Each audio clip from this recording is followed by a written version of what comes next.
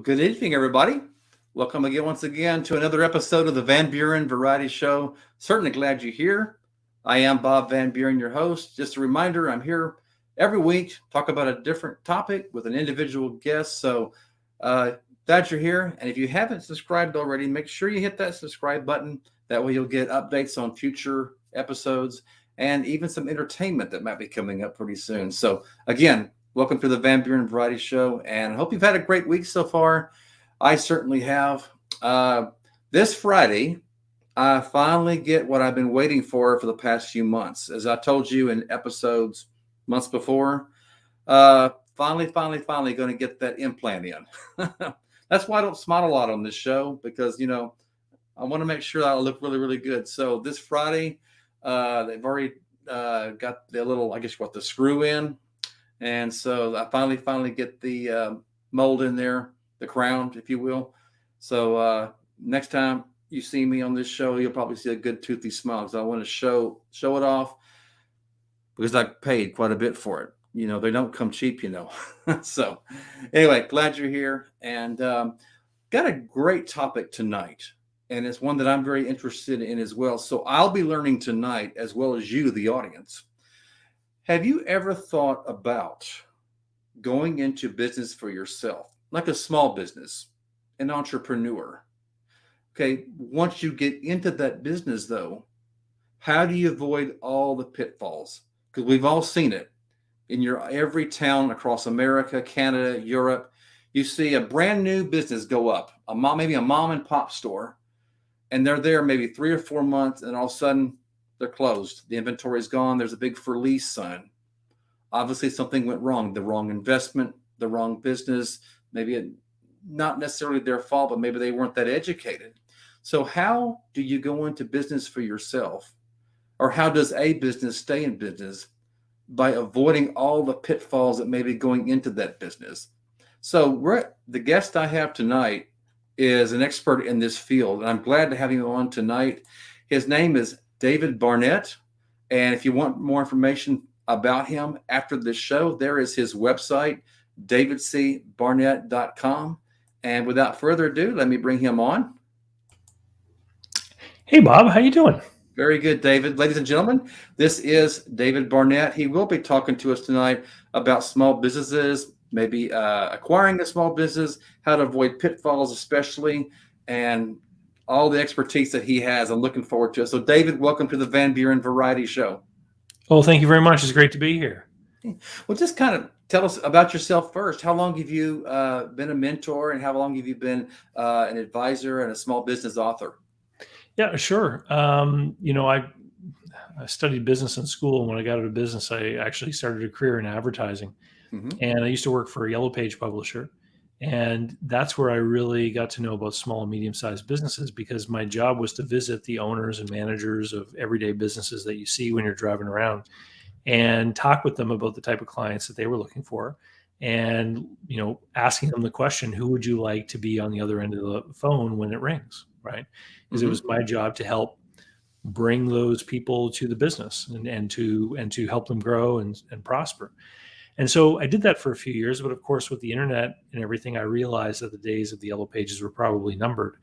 And so I left that industry and I started a business. And I started a business with a partner. And it was quite a successful business. After a few months, we had employees. And after about a year and a half, my partner decided he didn't want to do it anymore, and I didn't want to do it either. And we sold the business.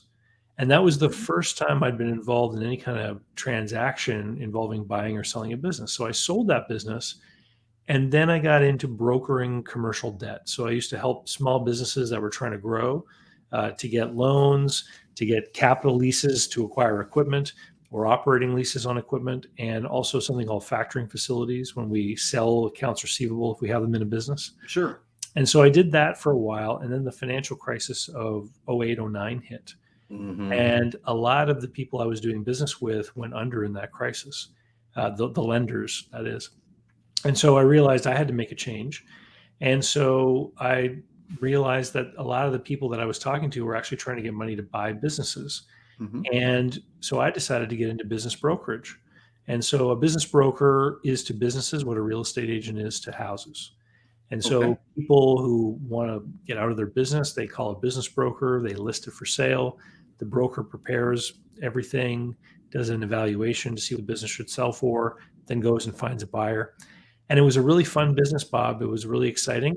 And it was also one of the worst businesses you could ever be involved in because it's commission driven. And so Oh, sometimes it takes years to convince someone that you're the person who should sell their business. And then once you have it listed, it can actually take years to sell a business. Good, successful businesses do not end up with for sale signs in front of them. The market for businesses is a secret market. And so because people don't want it to be known that their business is up for sale. If you saw a business that you went to normally and you saw that they were up for sale, you might be concerned that the warranty on their service wasn't very good. You might be true. concerned that perhaps they were going to close. You would be afraid that if you put an order in, that they might not be around in 2 months to deliver your order. True. And so if people learn that a business is for sale, particularly employees, right? If employees hear that the business they work in is for sale, they might worry that there's something wrong with the business. Mm-hmm. And if you start to lose customers, lose employees, well, the business is going to be done for. And so this is why it's a secret marketplace. And so business brokers will advertise businesses online and attract buyers to come on the scene and make an offer, and they'll help negotiate and get the financing in place, et cetera. Sure. And so I did that until the end of 2011. And because of that crazy cash flow, it was like riding a roller coaster. I decided to get out and I actually got into banking. And I was a banker for a couple of years, but my phone kept ringing. And it was always these people who had been given my name and they were trying to work on a deal to buy or sell a business. And they weren't able to get the help they needed. And they would reach out to me and ask me for help. And I'd say, I'm not a broker anymore, but I can help you. Sure. And that was the beginning of a little side business where I would start consulting and helping people do deals. And after about a year and a half, the bank did a reorganization. I had an opportunity to leave with a package. And so that's what I did. And I started a full-time consulting business in this field close to 5 years ago. And that's what I've been doing ever since. And then, of course, the books I've written, my YouTube channel, and all that other stuff supports promoting the consulting business that I run. That sounds great. And that you sound like you're in a great career too. And, I've often heard the saying that if you enjoy what you do, it's really not a job then. Is that true in your statement, in your career too? Well, I look forward to working every day. It's true because every day I get to solve new and different problems and figure out a way for people to get a resolution that's going to work for them. So it's great. Yeah. Well, I'd like to kind of talk about in my opening monologue. I talked about, people interest because there are people, and counting myself as well, that would love to start my own business or acquire a business or be in business. Nothing like, being your own boss. I know that takes a lot of dedication. That takes a lot of perseverance and steadiness, but just that realm. But I talked in my monologue about, we see businesses go up and maybe months later, there's a big for lease sign on the window where they once were. So in your experience, whether it's a startup business or a business that got acquired, what are common mistakes that you see from the company / owners that they make that would cause them to go out of business overall? Well, would you like me to share with you the secret of success in business? Please. Okay, so it was very simple. What you need is a product or service that people want and enough customers so that you can make money. That's it. So, in the example of a business that opens up that closes after a few months, one of those two things is missing. Either they missed the mark with what they're offering, they're actually people don't want whatever it is that they're selling, or they don't have the customers, which could mean that people do want what they're selling, but those people are already getting it from somewhere else. And so if you think about a new business, let's take an example, a dry cleaner, right? A new dry cleaner opens. Okay.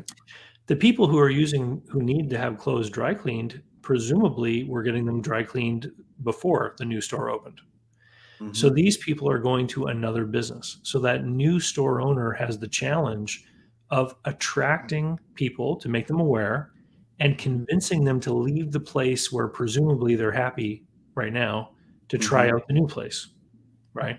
And Mm-hmm. so, number one, the existing business that already has the customers, they want to keep them. Sure. And how do we lure people away from a business? Well, maybe you live closer to the new dry cleaner, so you find their location convenient. So that might be a reason why you go. But a lot of the times, a new business will have to resort to promotion, discounts, coupons, prices, low cost, to try to lure people in to give them a try. Sure. Well, that new business probably has a lot of debts. They don't have a lot of money in the bank. And if it's going to come down to competing over price, the established player that's been around for years probably has deeper pockets and fewer debts. In that kind of, head-to-head combat, the existing player is going to win, right? That's And true. so these are some of the reasons why new businesses have such a hard time getting established. And you mentioned businesses that close. The actual failure rate for businesses is much higher than what you think, because here's the thing, Bob, Really? is that if you open a new store or a new business of any kind and you leased a location, chances are you signed a lease, and in all likelihood, the owner of the building wanted a personal guarantee. So sometimes people will sign a 5-year lease and they won't lose a lot of money, but they won't make money either. And Yeah. if they True. break the lease, they could get sued for the balance of the lease payments. Mm-hmm. And so the real testament to whether a business is successful or not is if they renew the lease. That's when you finally realize, hey, there's a business that's making enough money that they want to keep going, that they're willing to sign for another term. And Good. so you can guess things from being on the outside, but it's amazing. Over the course of the years, I've seen hundreds of different tax returns and financial statements from all kinds of different businesses. There are a lot of businesses out there that may seem successful on the outside, but really don't make a whole lot of money. And this is why, business is risky. And so when we look True. at who comes to me for help to get into business, it's three distinct groups. Okay. So the first group would be people who, for whatever reason, have a barrier to getting employment. So, and these are a lot of people who are new to the country, for example. So Mm-hmm. maybe they're a professional in their homeland and their credentials aren't recognized in the new country. And so they have to have some kind of way of earning an income. So they'll go and buy a business so that they can work there every day and earn the income that's created by that business. So that's one group. The second group would be people who are sort of in midlife. So they've had careers, but they've also got responsibilities. They're married, Sure. they've got mortgages to pay, they've got children maybe heading to college. And Mm-hmm. so they can't take the risk of starting a business and having it fail because it's going to set them too far behind. They are more interested in making an investment in something that's got a proven track record of making money so that immediately when they buy the business, they can start writing their own paycheck. And the third group are people who are already in business and they want to grow their business by acquiring another business in the same field, Sure. maybe in the next city over, the next county over, the next state over. But that's how they're going to grow their business quickly, not by opening new locations, but by acquiring existing businesses and then adding it to their chain. And maybe you've seen this yourself where a business gets taken over by a similar business and maybe the name changes, maybe it doesn't, but Mm-hmm. it's a growing business that is growing through acquiring other businesses. Interesting. And you mentioned something earlier I'd like to kind of touch base on. You mentioned a person who's kind of middle aged, older, has responsibilities, house payment, rent, car payment, family, etc.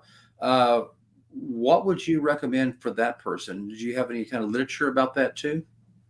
Yeah, well, what I would recommend is number one, you need to do some self reflection and figure out why you want to be in business. Mm-hmm. And so sometimes when I'm online, I mean, I'm always looking at stuff about business. I'll see these advertisements and it'll show like a guy on a boat with a bunch of, ladies in bikinis and they'll Yep. be like, I've hey, seen those. Lamborghinis and flashy Yep. lifestyle. And he'll say something about business and how, if you sign up for his program, they're going to teach you how to make all this money.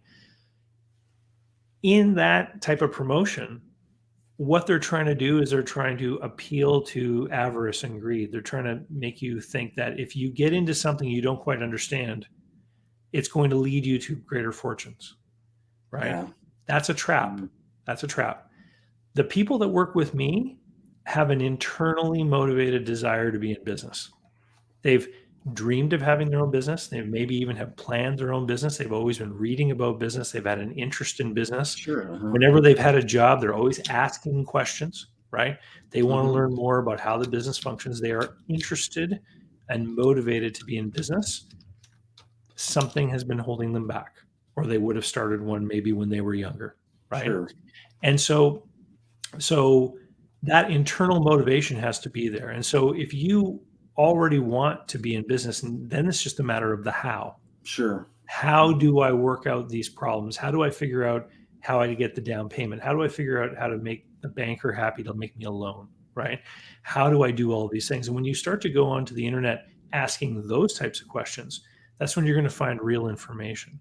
And so if you have an interest in business, I would say number one, you want to write down what is it that is motivating you. Because I can tell you that I've worked with people over the years, and a lot of people who are outside the business community will think that business is all about money. They'll think they want to be in business because they want to be wealthy, they want to have a high income. Yeah. I've worked with more people who wanted to leave corporate jobs and were willing to take a cut in their income than the other way, because they're working these very intense, high stress roles where they're working 60, 65 hours a week. Corporate America, corporate world. In a big city with a big commute, a long commute to and from work every day, either in a car or on a train or whatever. And their aspiration is to, buy a fishing lodge and make that their full-time job, or some big change like that, where they're going to take their whole life and make it into something much more enjoyable for themselves. To your point earlier about enjoying what you do every day, so it's not really work. And so, number one, take an analysis of why you would want to make this change, why you'd want to be in business. Number two, do an analysis of your assets with respect to your skills and your interests. So nothing is going to be more difficult than getting into business for which you have no interest, desire, passion, or knowledge, right? Sure. And so, I know, Bob, that you have a background in technology and machines and equipment. And so no matter how profitable, a flower shop might be, it's probably not a good idea for you to buy one. Yeah, I would not be the least interested. I mean, that would not be my forte. I don't have a green thumb anyway. So, and so this is when, sometimes people will ask me, what's the market like for small businesses? And I'll tell people that there's no such thing as a market for small businesses, because every business is unique. There's a market for 4-door used cars. There's a market for 3-bedroom homes, because there's a lot of them and there's a lot of buyers and sellers. But every business is unique. And so you can have a very profitable flower shop on the market for over a year that no one has bought, and there's nothing wrong with that business.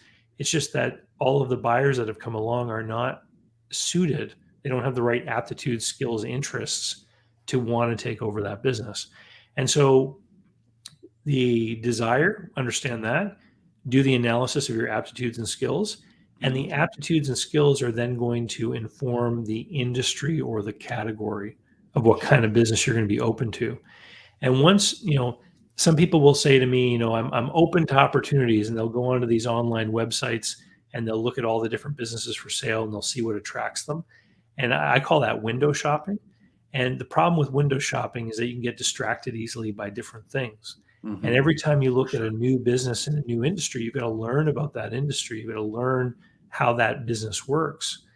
If you narrowly define what kind of business you're looking for, then it becomes more like grocery shopping, because now you're going into that store with a list of what you're looking for. Sure. And if you decided, for example, I'm looking for a machine shop in North Texas, well, you can get a list of those.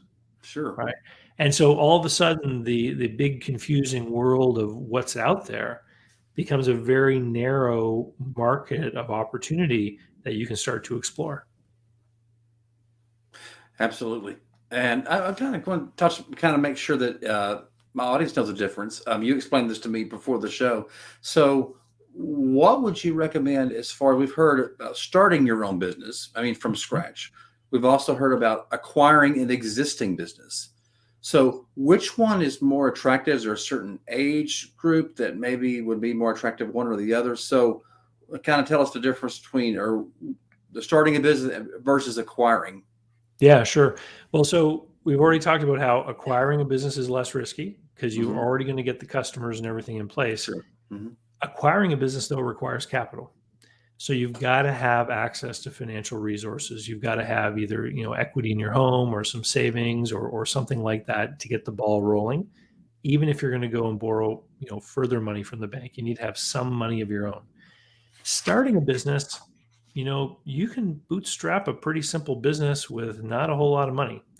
And so this is why people who, are younger, who don't have as much money or have fallen on hard times, don't have access to cash, will sometimes start something. And it's because they don't really have the option of acquiring something. Sometimes people will look for a long time for a business that's right for them. They just won't find anything that suits them. And so then they'll opt for starting something. But again, Hmm. they face the risks. Like I said, the failure rate of newly started businesses is quite high. If you've got a job and you want to get into business and you want to reduce risk, the probably the lowest risk path to take would be to start something on the side that you grow. Remember, the formula for success is you got to have a product or service people want and then Sure. customers.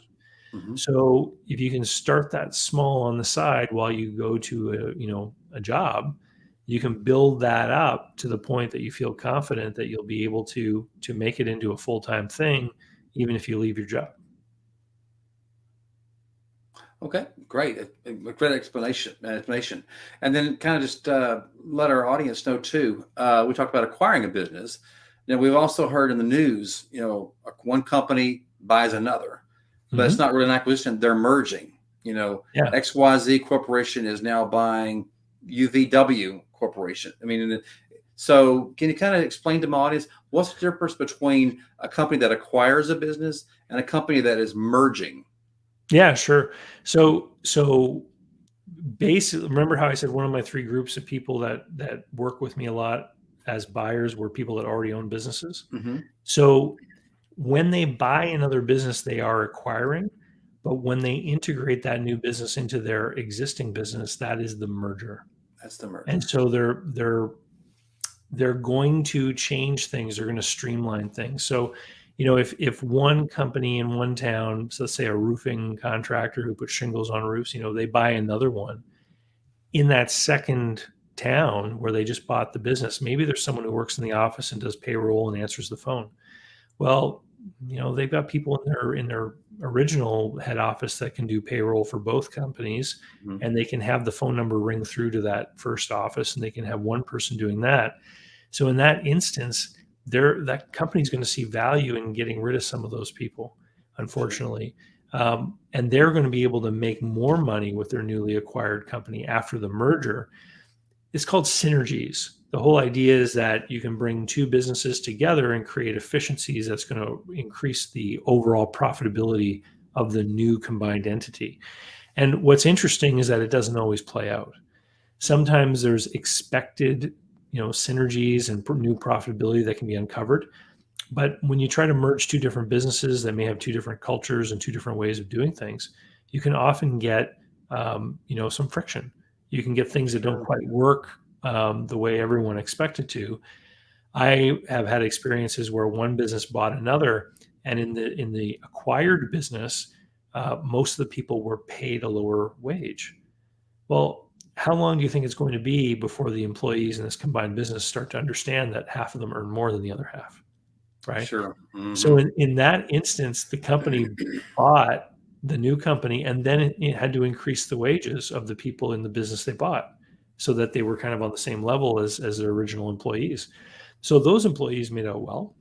They got a raise, but it certainly didn't add to an increased profitability in that combined entity because their expenses went up. And on a personal note, I can relate to that. I used to work for a bank many years ago, and there was a merger, and I was the acquired bank. Mm-hmm. So again, what you said, the company that acquired us already had their key people in place. So we're just kind of extra fodder, they don't need us. There's no room for us. So, unfortunately, we got a good severance package, but just being out the door wasn't good. So yeah, that's kind of a merger in that case. Because like you said, they incorporated our business into theirs. Now they're one big giant, umbrella company. Yeah. Well, it's far easier to grow that way than it is to, plant a new flag and open a new location in a new community, because even big businesses have the same problem of starting up. If a bank opened a new branch in a new town, then it's like, now we got to get the customers, and Sure. we have to lure them away from other people, and that can be more expensive than simply acquiring an existing operation. A lot of marketing, I'm sure, will have to be involved in that as well. Yeah. So let's kind of talk about we talked about your background at the very beginning, but I'm kind of interested to know, you've mentored a lot of companies and management. So what kind of companies have you worked for? What kind of business are you working with right now, should I say?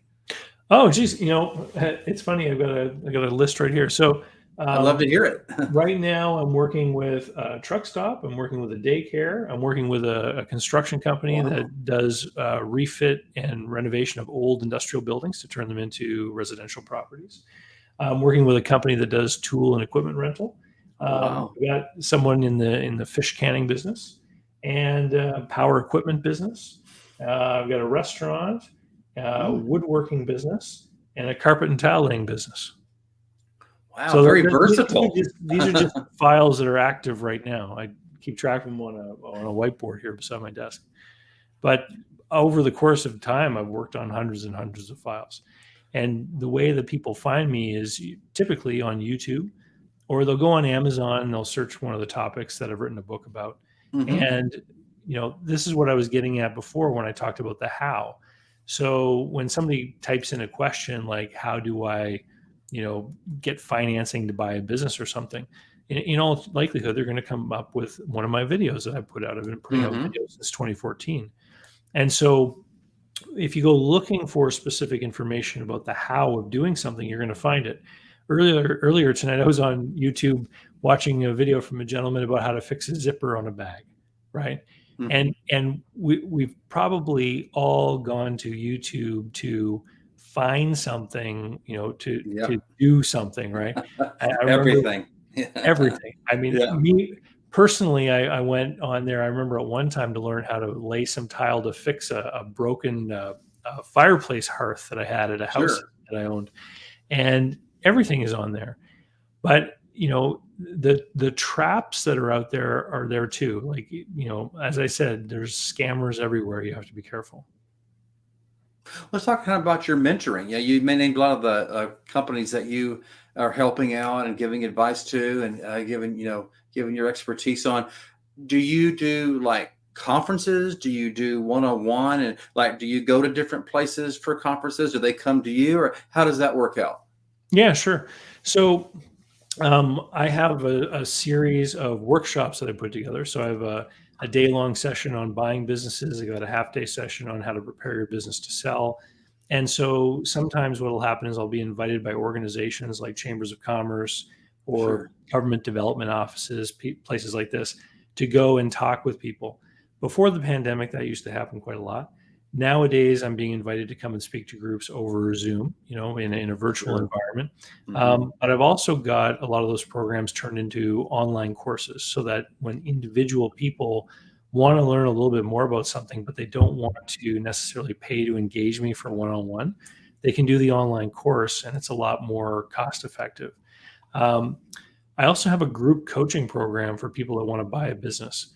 And so these are people primarily from the United States, but there's some people from around the world in the group, and they're all working on acquiring a business. And so the stuff that we talk about in the group would be things like deal flow, like finding opportunities, people to talk to, potential deals.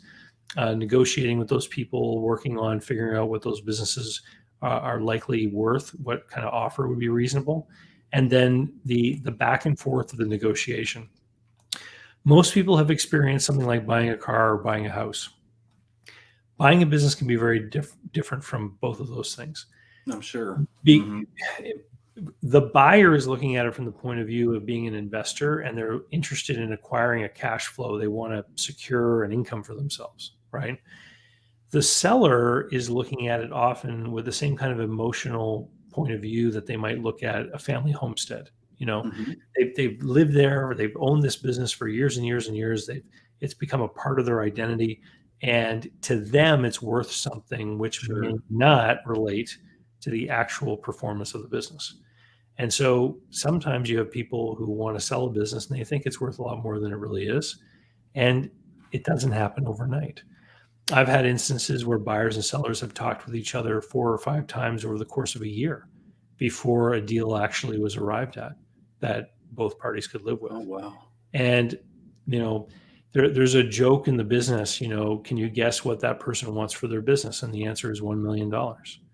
You won't believe how many times I hear a business owner say they want $1 million for their business. It doesn't matter what the numbers are. This is something that gets stuck in people's head. It's what we call aspirational. It's a good round number, right? Or they'll say things like, I intend to retire. Someone from a northern area might say, I intend to retire down in Florida. I need $600,000 for a house. So that's the asking price of the business. Regardless of what the performance of the business is. The reality is that even though you're buying a business and you have customers and the product and service, everything worked out, being in business is still risky. Look at all the long established businesses that did not survive, the virus that's been going around here lately. That's right. And so as a result of that, businesses sell for a relatively low price compared to their cash flow. It's not like buying an apartment building or anything like that. And so most of the time when I talk with business owners and show them what their business will likely sell for, they'll say, wow, if I just stayed here for a few years, I'd get the same money and I'd still own the business. And they're absolutely right. And so why would someone sell a business if the prices tend to be quite low relative to the cash flow? It's always got to come down to a pressing personal motivation. People don't typically sell good businesses because they're trying to cash out. They sell good businesses because they need to move on to something else. They've either made a decision to retire, or they have a health concern, or maybe something in their life like a divorce, or they need to help a loved one who has an illness, right? And so these are the kinds of things that help. Or the biggest one actually is burnout and fatigue. So they've been doing the business for 25 years. And, someone who does a job for decades and gets tired of it, what do? They go find a new job and they quit their job.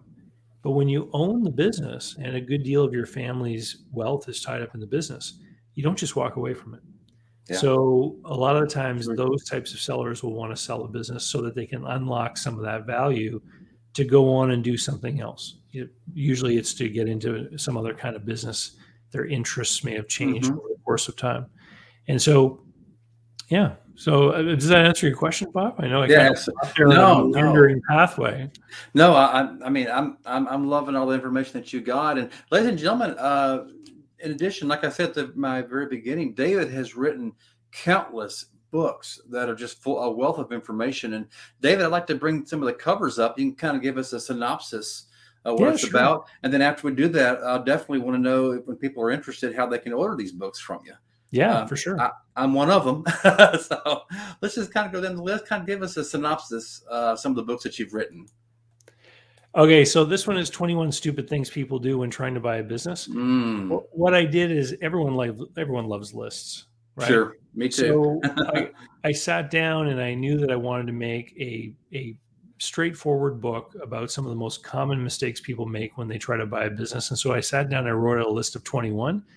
I will, spoiler alert, by the time I was getting to the end, I thought of some more. So there's some bonus ones in there. But someone once told me that a number like 21 is great because it comes from the game Blackjack. So, so like this, all my books are available on Kindle from Amazon. They're also available as audiobooks, and a couple of the bigger ones are available as paperback. And so this one is a great one for anyone who's toying with the idea of buying a business. If you've ever gone on to one of those business for sale websites and looked at some of the businesses that were there and looked at some of the numbers presented, this book will help you very quickly realize that which ones are just way out in left field as far as what the sellers are trying to do. I thought a great book for someone that's thinking about doing that. So, okay. And then we have this one. Yeah, 12 things to do before you consider selling your business is a rundown that any business owner should go through to remember how I said people will ask something for their business that doesn't relate to the value that's there. Yes. Mm-hmm. Well, in this one, what I try to do is I try to sort of introduce people to having a bit of empathy for the person that's going to buy their business, to try and see the business through the eyes of the buyer, so that you have an understanding of what's realistic and what's probable.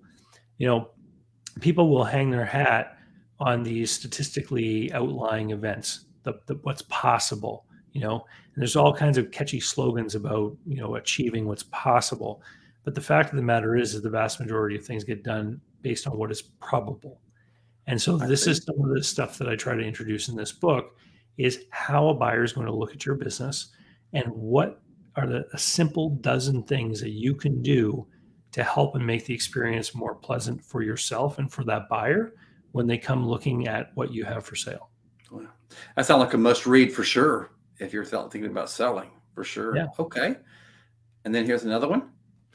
Credit Card Advantage. So this is a book all about how to maximize the value of different credit card reward programs and gaining access to operating capital and what it can mean for a small business.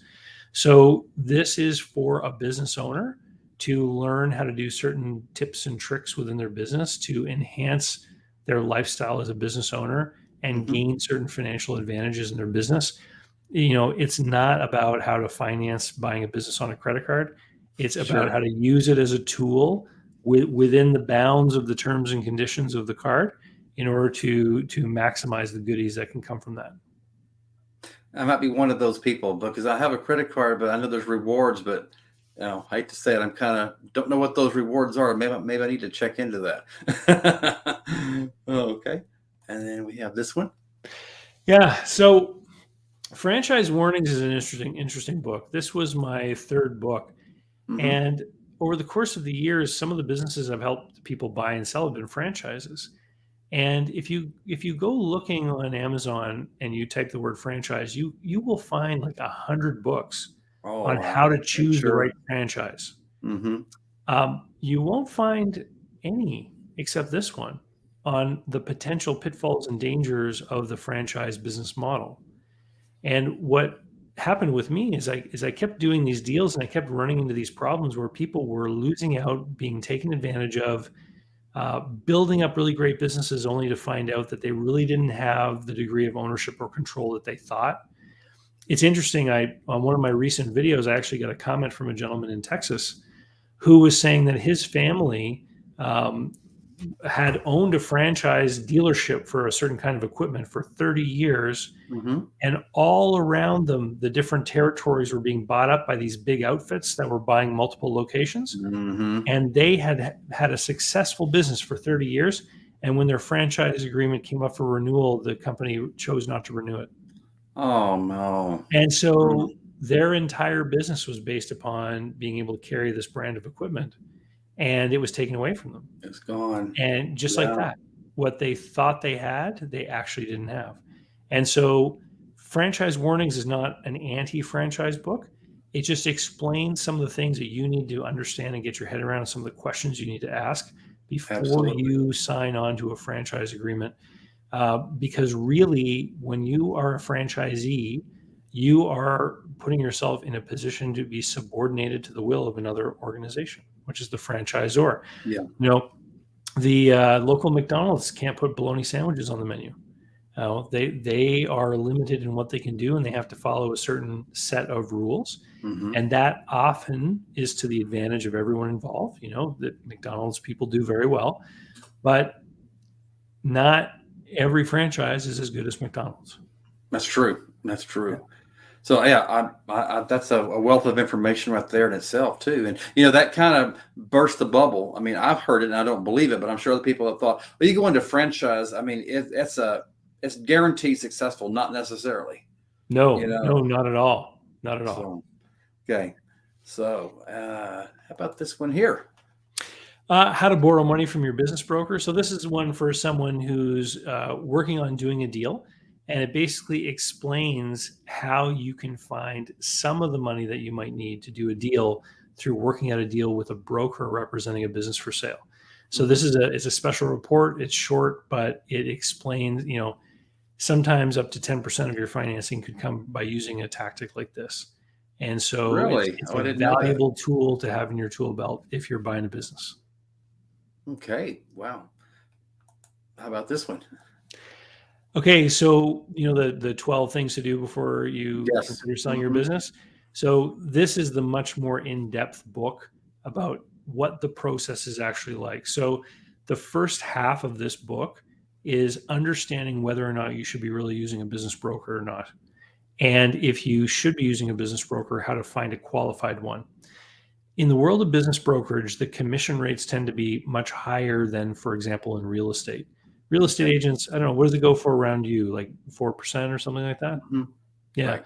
The average business broker charges between 10 and 12%. Oh, And really? I that's, didn't know that. yeah, but that's because a business broker does an awful lot more than a real estate agent does. Mm-hmm. So a business broker typically will do the evaluation to come up with the price of the business. Then they'll find the buyer, and then they will work with the buyer to help arrange the financing. So it's almost like the business broker is doing the job of the appraiser, the realtor, and the mortgage broker, if you want to compare it to real estate. All in And one. all in one. Yeah. And so Mhm. for some people, there's tremendous value in working with a qualified business broker. And that high commission rate draws a lot of people into the industry who never get a chance to really develop the skills to do a good job.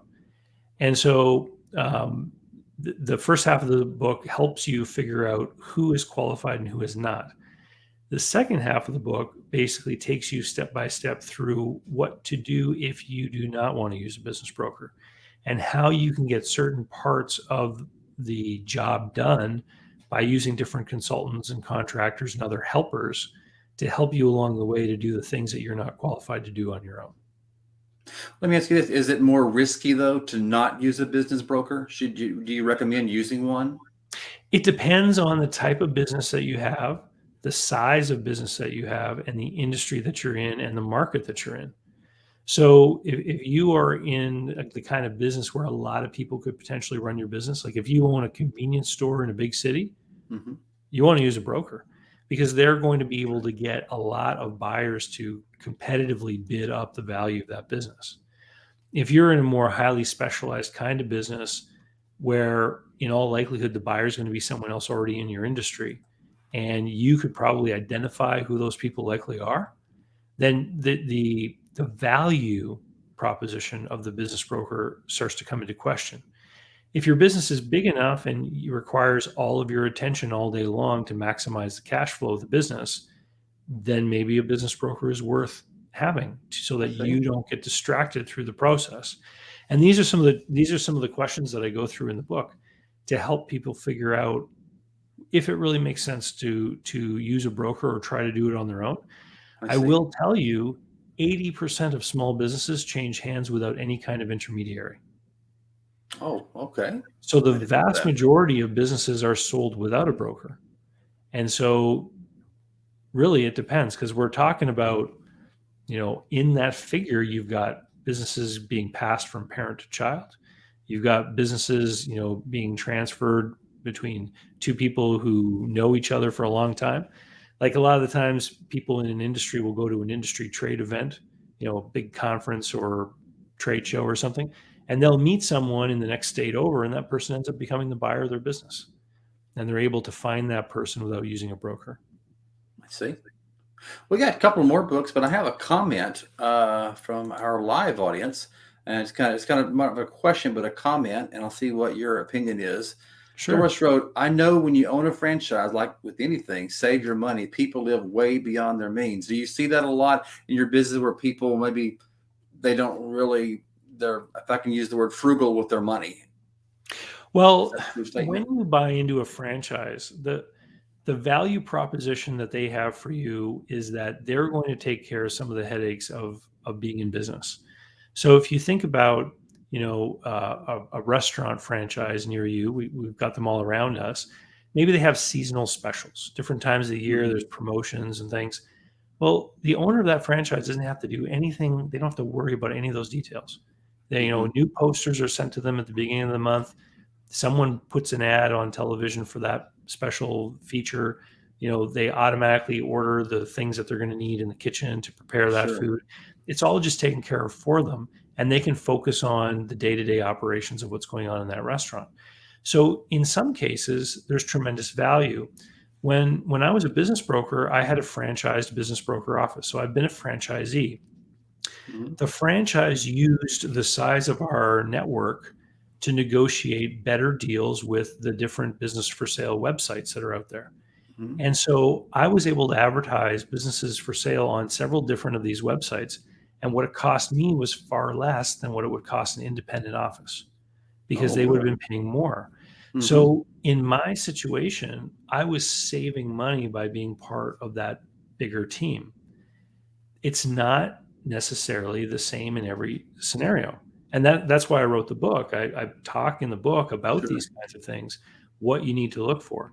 Because if you're going to have somebody sell you a franchise and basically put up a sign over the door, sell you certain things that they have secret markups on. I know a coffee franchise owner near my house, and they have little packages, single serving packages of sugar with the logo on them. Mhm. They pay almost 3 times as much for that sugar as if they bought single serving sugar at the cash and carry. Oh, wow. Yeah, So that makes so sense. Yeah. so why is that? Well, the logo is printed on it. That costs something, but it doesn't cost Mhm. 3 times as much. The franchisor's got a secret markup there. That's So in it. addition to the franchise fee, these people are paying higher costs for some of their inputs because the franchisor's got a backdoor deal with the sugar supplier Sure. to To get some maintain that. Yeah, for get some sure. kind of extra money, right? And so it's only when people are made aware of these kinds of things that they go to look for the question of, do I actually get value from being in this relationship? And there's lots of great franchisors out there who do deliver value for their franchisees that make things possible that just wouldn't be possible without the network, particularly nowadays with some of the technology that might be provided. Franchisors might be having a centralized call center for customers to call in, and they're doing all the scheduling. Think about home services and things like this. So the franchisee gets to go out and manage the work site. He doesn't have to worry about someone answering the phone. He doesn't have to worry about sales being made. He doesn't have to worry about jobs being scheduled Sure. or sales appointments being scheduled. That's being handled by the head office as part of that arrangement. So it really comes down to, what is the value and is the fee worth the value? And that sometimes is the question that gets lost. Mhm. For sure. What happens is people fall in love with the brand. I know That's it. a chain of Mhm. breakfast restaurants, for example, and most of the people that buy the franchise love going there to eat. You know, that's not a good reason to get into the restaurant business. Right. It's a whole lot more work than that. Exactly. Yeah. um, okay, let's got a couple more here I definitely want to share. How about this one here? Yeah. So Invest Local was actually my first book. And this has to do with investing in local businesses and Mhm. making money doing it without being a part owner. So if you read a lot about the world of investing, the world of startups and new businesses, people will talk about buying shares or being owners of this business in a small way. Most small businesses, though, are never going to end up on a stock exchange. Sure. And Mhm. most small businesses are not run for the with the idea that they're going to grow into these giant companies. They're run with the purpose of providing the owner with a job as the day-to-day manager and providing for their family. So the way that we make money through helping these businesses by investing in them is in the same way that banks do. And this is what I explore in the book, Invest Local. This is how I personally invest some of my money, by actually doing equipment loans and leases for different small businesses, and I'm connected to the owners. I get to know the owners. I understand how they run their business, and I figure out how I can deploy my capital in order to improve their business, because ultimately their business being stronger is the best security for the amount of money that I'm owed. If they can make more money, then they can afford to pay me back, and that's how you do it. Absolutely. So this Good. book, Invest Local, explores this in depth. Good advice for sure. And then here's about this one. Oh, this is my latest one. This one actually came out in 2019. So what you and I were talking about the failure rate in business, that's what this book explores. So I'd love to read this one for sure. if you have just a great idea for a new business, a totally new kind of thing, right? What I talk about in this book is just about how risky it would be to start a new business that doesn't even necessarily have a market, right? But what you can do is you can buy an established business that has some of the resources and requirements that you would need in your new business. And so you buy the established business and you've already got that cash flow. You're already making money every day. And then you use the resources of that business to then create your new business. And so this is the trick that big companies do. Procter & Gamble, they got hundreds of products in the grocery store, right? And so they're constantly coming out with new products. Well, each one of those new products is a startup, but they're not risking the company on these new things. If they fail, that's fine. It just goes away because they've got their stable of regular everyday products that are paying the bills at head office. And so they're always innovating and doing something new within the framework of their existing business. And so what I explain in the book and how I demonstrate to people in the book is that if you want to start something new, it actually makes more sense to buy an existing business and then use that as the basis for the new business. I see. While you keep the existing business going. Well, David, you've written a wealth of information there. I'm looking forward to reviewing it more myself. But let's just say there's someone watching right now, or later on when they watch this, they like, hey, they would like to order these books from you. I'd like to know more. Would it be your website that you have, or would they order it somewhere else? Well, so all those books are available from Amazon. And so they're all on Kindle. The bigger ones are available as paperback, and they're all on audio as well. And so it's, very easy to go onto Amazon and find those books. Just look up David Barnett and they'll all come up. But if you head over to davidcbarnett.com, that's where I've got blog entries with videos. I've been making videos I've been making videos since 2014. Every week there's a new video. So there's hundreds of them. And I've got, some of the online courses that I mentioned are accessible from that website as well. And so really anyone who's interested in business and in making deals about businesses, come on over, help yourself. There's literally hundreds of hours of content and things that you can learn all for free right there. And then if you're curious to go further, then you can get into the books or the online courses. And if you're going to do a deal, before you invest a couple $100,000 in doing a deal to buy a business, spend a little bit of money and time and get me to help you out. But what if somebody now is watching this, a corporation, any kind of business, would like to have you come speak about small business or small business management and buying and selling? So what would be the best way that they wanted to, I guess you could say, book you for them to speak to their company? What would you recommend? Yeah, come over to davidcbarnett.com. There's a tab called Work with David, and when they go in there, there's a place where they can reach me. And do you do live presentation, or do you do Zoom, or both? Does it matter? I do both now. With the way the world has changed here in the last year and a half, I'm flexible, and speaking of franchises, I've been hired by franchise owner associations to do exit planning sessions where their members are spread out all across the country. So platforms like Zoom work really well for them because even the people in attendance aren't necessarily all in one place. So I'm flexible and I'm able to work with people however they want to have me come and see and talk. And do you have a primary geographic location? Like, can you do North America? Do you do Europe? Australia? I'll go all over. I've spoken live in different places across North America: Orlando, Las Vegas, Toronto. Oh wow! Yeah. You've been traveling. Oh yeah. Well, Not since March 2020, but Oh, sure. Yeah. I'm hoping to start again because I miss the road. It's when you're traveling a lot, you kind of get frustrated with sleeping in hotels and dealing with airports. But after a while, you start to miss it. I guess grass is always greener, right, Bob? Well, you mentioned North America. Have you actually ever been to Europe? I have not been to Europe. So, I've been to Europe many times, and oh, I envy you. it's great. It's and from where I live, I'm on the east coast of Canada, Mhm. and so it's actually closer for me to fly to London than to LA. Isn't that something? Yeah. So man, you've been all over. Well, I'm looking forward to reading the book. I mean, they all look interesting, but especially the one we had talked about before about starting a business. And yeah, do you have? You mentioned a blog. Do you have other videos that people could look at? Maybe some other earlier presentations, or just any kind of get more information. Yeah, well, if you go to the blog, you'll find links to YouTube playlists. So some of my playlists have hundreds of videos. So Oh, it wow. really is deep, as deep as you want to go.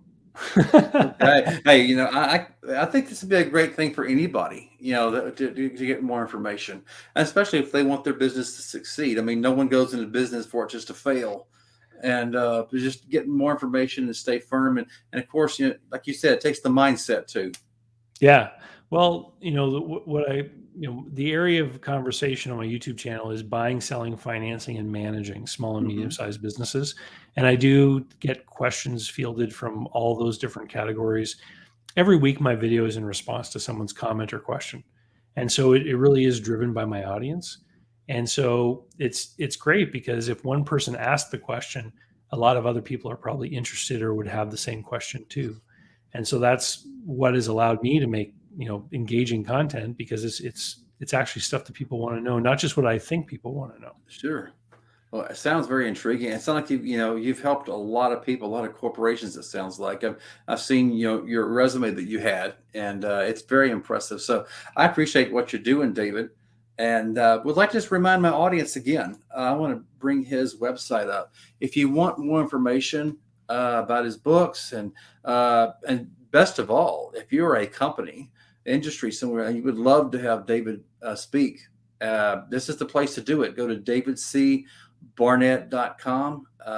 Click on the link there. You'll get all of his information and how you can book him, when you can book him, and most importantly, I mean, I would say the books. I mean, just what you described, David, it's a wealth of information, and I'm hoping this really does help a lot of people. I brought one of your pictures up just now. This is Oh one of yeah. your talks, right? What was the situation here? What was So going on? this was a conference of commercial lenders for credit unions across a region. So these are all small business loan advisors in credit unions, and I was doing a presentation about business lending, about looking at small businesses and the sort of how you can quickly test, if a price makes sense or not, and the structure of the deal that makes the most sense as far as protecting the lender's interests. That I was see. what I was doing in that one. So I was just trying to, show my audience, hey, you can speak in person, you can do Zoom, but you can also be right there to answer questions and be there. So just, ladies and gentlemen, if you've got a business and you're wanting more, I strongly suggest you look over his books. And if you're an industry person, company person, would like to know more about small business and management and buying, selling, this is the guy right here. So, David, I'm very honored you came on the variety show. I've learned a lot, and I know my audience has too. So I appreciate you coming on, and I would love to have you back on again sometime to talk more about. I'm sure you'll have some more books for us and more experiences to delve in. So again, it's been a really pleasure, and thank you for being here tonight. Awesome, Bob. Thanks for having me on. It's been a great time, and thanks for everyone who tuned in. Have a great night. All right, bye bye. And ladies and gentlemen, that is going to do it for this episode of the Van Buren Variety Show. Again, just a reminder, I am on the air once a week, normally at Tuesday evenings at 7 p.m. Central and 8 p.m. Eastern. But again, might be some more shows coming up. We are expanding. I've got some things in the works. So again, You won't know unless you hit that subscribe button. So please hit that subscribe button. You'll know when I'm coming in on the air, any special programs that come up, any information about future topics. They'll be all right there. So make sure you like and subscribe to this video as well, because this was a great a learning experience for me as well. So that's going to do it for me tonight, ladies and gentlemen. I hope you had a great time. I know I did. And I hope you have a great week. And I will see you next week for another great episode of the Van Buren Variety Show. Good night, everybody.